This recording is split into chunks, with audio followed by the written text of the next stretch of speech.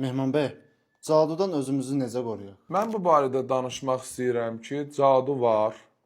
Peyğəmbər sallallahu əleyhi və səlləmə cadu olunmuşdu və Peyğəmbərimiz yataq xəstəsi yatmışdı. Mən bu barədə danışmaq istəyirəm ki, bəzi insanlar var ki, cadu olduğunu bilir və gedir atlarını dəyişdirir.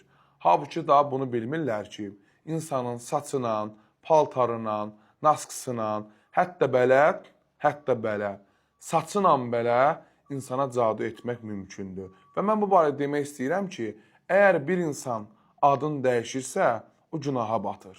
Bu barədə deyim biləsiz. Və cadunun növləri: yuxusuzluq, əsəb, ruzi problemi, maddi sıxıntılar, ailədə söz-söhbət, ayaq ağrıları, səhər-səhər duranda əlin xınalı görmək, dilin altı zəhər kimi olmaq.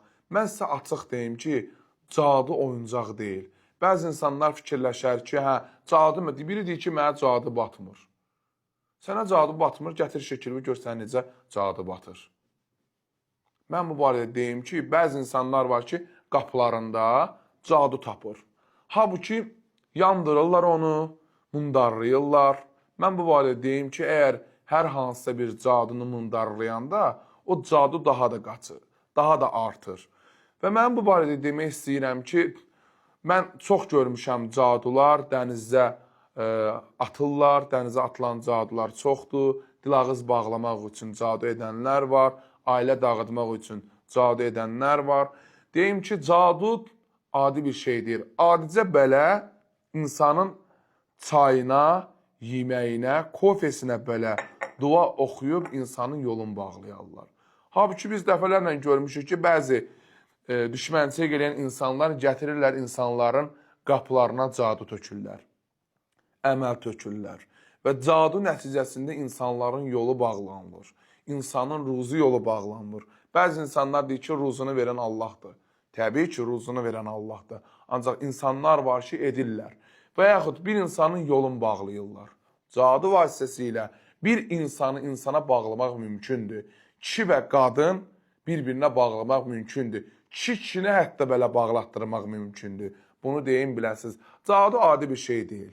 Cadu çox evləri dağıdıb, çox ailələri dağıdıb. Çox insanlar deyir ki, cadu etmək günahdır. Bəli, günahdır. Halbuki bəzi insanlar deyir ki, siz falçısınız, ailə dağıdırsınız, ev dağıdırsınız. Biri çıxıb desin ki, Mehman bu vaxta qədər mənim ailəmi dağıdıb, evimi dağıdıb. Mən hər zaman deyirəm ki, hər şeyi birinci növbədə Allahdan istəyək. Ancaq həqiqətən cadu var.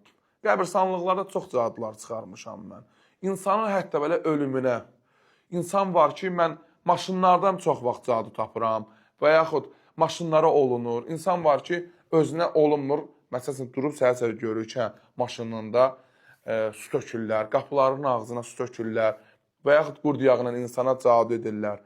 Mən bu barədə deyim ki, cadu nəticəsində çox şey eləmək mümkündür. Bunu deyim ki, cadu var, Allah cadu edənlərə lənət eləsin.